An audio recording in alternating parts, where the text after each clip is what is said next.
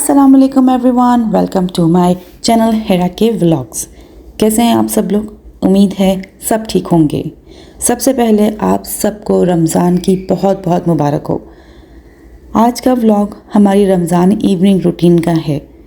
इफ्तार preparation से लेकर रात तक की कंप्लीट रूटीन शेयर करूंगी आपके साथ। अगर आप मेरे चैनल पे न्यू हैं तो सबसे पहले चैनल को सब्सक्राइब कर दें और वीडियो पसंद आए तो उसे लाइक कर दीजिएगा। अभी मैं किचन में आ चुकी हूँ इफ्तारी की तैयारी के लिए। आज मैं बना रही हूँ स्प्रिंग रोल्स, आलू के समोसे, पकौड़े, चना चाट, फ्रूट चाट और 2 तरह के जूस। अच्छा, मेरी ना कोशिश होती है कि रमज़ान में चीज़ें सिंपल हों और फ्रेश हों, इसीलिए मैं बहुत सारी चीज़ें बनाकर फ्रिज में पहले से नहीं रख देती। और हाँ, मुझे बच्चे बनाने भी नहीं देते क्योंकि माशाल्लाह 5 बच्चों को एक साथ संभालना बहुत मुश्किल काम होता है। दिखने में तो लगता है कि बहुत आसान है, संभाल लिया, बट होता नहीं है। खैर, ये तो बच्चे हैं, बच्चों का तो काम चलता ही रहता है। यहाँ पर मैं स्प्रिंग रोल के वेजिटेबल्स काट रही हूँ। सारी मैंने एक साथ काटी थी। इसमें मैंने गाजर डाली थी, शिमला मिर्च डाली थी, बंद गोभी डाली थी और चिकन डाला था। मैं हर लोगों की तरह ही बनाती हूँ, मैं कुछ स्पेशल नहीं बनाती, बट हाँ मैं थोड़ा बनाती हूँ क्योंकि उसी वक्त ख़त्म हो जाए। अगले दिन के लिए फिर कोई नई चीज़ बनाती हूँ, रोज़ ही एक चीज़ नहीं बनाती। खैर जी, सारी वेजिटेबल्स कट गई थी। अब यहाँ पर मैं पकौड़ों के लिए आलू काट रही हूँ। अच्छा, मैं आलू पकौड़े ना 2 तरह के बनाती हूँ। एक तो पालक वाले होते हैं, प्याज वाले, जो कि मेरा बड़ा बेटा खाता नहीं है, तो मैं 2 तरह के बनाती हूँ। एक सादे आलू वाले जो सिर्फ आलू होता है और उसमें पकौड़ों का मसाला लगा हुआ होता है, और एक बनाती हूँ पूरे पालक जिसमें प्याज वगैरह सब होता है। क्योंकि बच्चे हैं, रोज़ा होता है उनका भी, तो उनकी भी पसंद का ख्याल रखना पड़ता है कि कोई एक चीज़ तो उसकी पसंद की हो। और मेरा जो बड़ा बेटा है उसे कुछ भी नहीं पसंद। वो फ्रूट चाट नहीं खाता, वो दही बड़े नहीं खाता, वो सिर्फ़ और सिर्फ ये आलू के चिप्स खाता है और जूस पीता है। इस वजह से मुझे उसकी पसंद का थोड़ा सा ख्याल रखना पड़ता है। रमज़ान में ना टाइम बहुत जल्दी से गुजर जाता है, पता ही नहीं चलता कब असर हो गई, कब मगरिब हो गई, और ज़ोहर का तो बस सो के ही गुजर जाता है पूरा टाइम। पर इसीलिए मैं थोड़ा जल्दी आ जाती हूँ किचन में काम करने के लिए, क्योंकि सब कुछ एक साथ बनाना होता है और टाइम से बनाना होता है, और फिर बच्चों को भी साथ में देखना होता है, क्योंकि बच्चों को 3 से 4 घंटे के लिए आप इग्नोर नहीं कर सकते। अगर आपने इग्नोर कर दिया तो फिर आप ख़ुद अपना सर पकड़ के बैठ जाते हैं कि ये आपने क्या किया, क्योंकि वो आपके घर को बिल्कुल उल्टा कर देते हैं। तो बस फिर मैंने सारी वेजिटेबल्स काट कर एक साथ ही धो ली थी, क्योंकि अलग अलग धोने में बड़ा टाइम लगता है। तो बस यहाँ पर सारी वेजिटेबल्स का धोकर मैंने अलग करके रख दी थी। पकौड़े जो थे आलू वाले सादे, और जो पालक के साथ थे वो सब अलग अलग करके मैंने कर दिया। साथ ही साथ में मैं हाथ के हाथ बर्तन भी धो लेती हूँ, वरना बर्तन इतने ढेर हो जाते हैं कि जब आप रमज़ान में बिल्कुल आप सारी से फ्री होकर पीछे मुड़ते हो ना, और पीछे जब पहाड़ लगा हुआ होता है बर्तनों का, तो वो इतना ज़्यादा बुरा लगता है, और फिर उसको देख कर ही आधी थकन वैसी हो जाती है। तो इसलिए मैं हाथ के हाथ बर्तन धो लेती हूँ। यहाँ पर मैं 2 तरह के, मैंने आपको बताया था, पकौड़े बनाने लगी हूँ। तो मैंने फिर उसमें बेसन निकाल कर जो है वो थोड़ा सा अलग किया था, ताकि जो आलू वाले पकौड़े हैं उनके लिए मसाला मैं अलग बना सकूँ, उसमें मिर्चें कम रख सकूँ क्योंकि मेरे बेटे ने खाना होता है, और ये ज़रा थोड़ा सा हल्का सा, बिल्कुल जैसे कहते हैं ना, स्पाइसी होता है।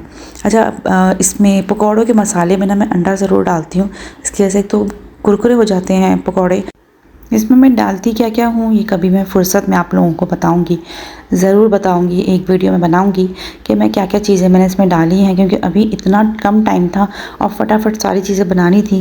क्योंकि मैंने पहले से ही रोल, समोसे और इस तरह की चीज़ें बनाकर कुछ भी नहीं रखा था मैंने, क्योंकि मेरे बच्चों के पेपर चल रहे थे, 2 छोटे बच्चों के पेपर चल रहे थे, तो उनमें मैं इतनी मसरूफ़ थी कि मैं कोई काम नहीं कर सकी, मैंने कुछ भी बनाकर नहीं रखा।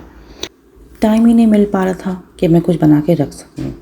खैर जी, यहाँ पर मैंने स्प्रिंग रोल्स की तैयारी शुरू कर दी थी, क्योंकि मैंने उसमें से पहले थोड़ा सा पानी निकालने दिया सब्ज़ी में से, फिर उसको मैंने पैन में रख के मैं एक नॉर्मल तरीके से बनाती हूँ। मैं कोई बहुत स्पेशल तरीके से नहीं बनाती हूँ, जैसे सब बनाते हैं नॉर्मली, मैं वैसे ही बनाती हूँ। नॉर्मल की चीज़ें डालती हूँ, नमक हो गई, मिर्च हो गई, काली मिर्च हो गई, कुटी हुई लाल मिर्च हो गई, और सिरका, soya sauce, chilli sauce, normal routine की चीज़ें डालती हूँ। और हाँ, थोड़ा सा मेरे पास बारबेक्यू सॉस रखा था तो मैंने वो भी डाल दिया था। केचप डाला मैंने, उसको अच्छे से मिक्स करके मैंने उसमें एंड में जो है 2 चिकन क्यूब्स भी डाले थे मैंने। और अगर चिकन क्यूब जब मेरे पास नहीं होते तो मैं चिकन पाउडर इसमें डाल देती हूँ, उससे भी फ्लेवर काफ़ी अच्छा आ जाता है। बस साथ साथ मैंने प्रेशर कुकर में से जो आलू मैंने समोसों के लिए बॉईल किए थे, मैंने वो भी निकाल लिए थे साथ साथ। और फिर लास्ट में मैंने इसमें चिकन डाल दिया था, उसको अच्छे से मिक्स करके और फिर मैंने उसको निकाल लिया था। ठंडा होने के लिए रख दिया था ताकि फिर मैं जब तक मैं इसमें रोल बना सकूं तो ये ठंडा हो जाए, फिर मैं दूसरे काम करना शुरू कर दिए थे। यहाँ पर मैं जो है आलू के समोसे बना रही थी, तो उसमें थोड़ा सा मैंने चिकन भी डाला था। इसमें भी मैं नॉर्मल चीज़ें डालती हूँ, कोई इसमें इतनी स्पेशल चीज़ें नहीं होती। वही नमक, मिर्च और काली मिर्च, थोड़ा सा चिकन पाउडर या चिकन क्यूब्स। क्रीमी बनाना था तो थोड़ी सी मैंने इसमें क्रीम भी डाल दी थी। और बिल्कुल लास्ट में मैंने इसमें हरा धनिया डालकर इसको मिक्स करके थोड़ा ठंडा होने के लिए रख दिया था। यहाँ पे मैंने जल्दी से जल्दी चने की चाट भी बना ली थी, क्योंकि सब कुछ प्रेशर कुकर में मैंने एक साथ रख दिया था। सब कुछ एक साथ पक के मेरे सामने बाहर आ गया था, तो मैंने साथ साथ 3 चीज़ें मैंने एक साथ बनानी शुरू कर दी थी। तो बस यहाँ पे मेरे बेटे आ गए थे, कह रहे थे मदद कर देते हैं हम थोड़ी सी मामा आपकी। तो ये मेरा बेटा जो है, ये इसकी ड्यूटी होती है कि ये खजूर में से उसकी गुठलियाँ निकाल के और उसमें बादाम लगाता है, तो वो कर रहा था छोटा बेटा। बड़ा बेटा भी आ गया था मेरे पास, और बाकी 2 बच्चे मेरे जो है वो टीवी देख रहे थे। छोटा वाला मेरा सो गया था, क्योंकि वो वेट कर रहा था मामा फ्रूट चाट कब बनाएंगी जो है कि मैं ताकि खा सकूँ, उसे बहुत पसंद है। साथ साथ फिर मैं जल्दी जल्दी फ्रूट चाट भी काटने लगी थी। सारे काम माशाल्लाह टाइम से हो गए थे। माशाल्लाह बच्चे मेरी मदद करवाने आ गए थे। तो मेरी बेटी भी माशाल्लाह छोटी सी है, लेकिन ये है कि बहुत सारी माशाल्लाह मेरी मदद करवा देती है। बाज़ दफ़ा छोटे भाई को संभाल लेती है कि मैं जल्दी जल्दी काम कर लूँ। तो बस जल्दी जल्दी जो है वो फ्रूट चाट भी काट लीजिए, ताकि टाइम बहुत कम रह गया था। और बच्चों ने जल्दी जल्दी जो है वो टेबल पे सारा सामान लगा दिया था। हस्बैंड भी आ गए थे, तो साथ में बैठ के मैं इफ्तारी कर ली थी। माशाल्लाह सुकून से सबने बैठ के खा लिया था। कोई बहुत ये नहीं हुआ कि कोई चीज़ रह गई हो, टाइम से नहीं बनी हो, सब कुछ हो गया था। फिर जो मेरे किचन की हालत हुई है वो ये हुई थी। तो मैं अपने बेटे से ये कह रही थी कि अभी हम दोनों मिलकर किचन की सफाई करेंगे। मैं उसे तंग कर रही थी इस चीज़ पे। सो के थोड़ा सा उठ गई थी मैं इफ्तारी के बाद। उसके बाद जो है मैंने चाय नहीं पी थी। कोई 9 बजे के करीब उठ कर फिर मैंने चाय बनाई, हस्बैंड को भी चाय पिलाई, ख़ुद भी चाय पी। ये थोड़ा सा टाइम मेरे हस्बैंड का होता है कि इसमें बैठ के हम जो है सुकून से चाय पिएँ या कुछ भी खाएं साथ में। और बच्चे अपना टीवी देख रहे थे, क्योंकि इफ्तारी के फ़ौरन बाद बच्चे नीचे चले गए थे खेलने के लिए कि मामा हमने नीचे जाना है। तो फिर जब मैंने कहा बच्चों ने इतनी मदद करवाई है मेरी इफ्तारी में, तो थोड़ा तो उनका बनता है कि वो नीचे जाके खेल कर आ जाएं। यहाँ मेरी बेटी मुझे कपड़े दिखा रही थी कि मुझे कल स्कूल क्या पहन के जाना है। तो मुझसे वो कह रही थी बार बार आके कि मामा मुझे ना सूरह इखलास याद करवानी है, स्कूल में टीचर्स ने मुझे कहा है। तो फिर वो मेरे पास आ गई थी, मैंने उसको फिर सूरह इखलास बिठाकर याद करवाई। बस फिर मैंने इन सब बच्चों को कहा कि सो जाओ, क्योंकि सुबह 5 बजे मैंने फिर उठाना था लोगों को सहरी पे। बच्चे सो गए थे। फिर मैं मेरे हस्बैंड थोड़ी देर के लिए बाहर चले गए थे, क्योंकि नाश्ता कुछ ना कुछ रह ही जाता है सहरी का, कभी दूध रह जाता है तो कभी अंडे रह जाते हैं। तो बस फिर हम दोनों मियाँ बीवी बाहर निकले, और मियाँ को भी मेरे बाहर कुछ काम था अपना ऑफिस का। तो बस वो काम हमारा सारा हो गया था। और माशाल्लाह इतना प्यारा लग रहा था बाहर, रमज़ान के लिए इतना प्यारा सजा हुआ था, इतना प्यारा लग रहा था।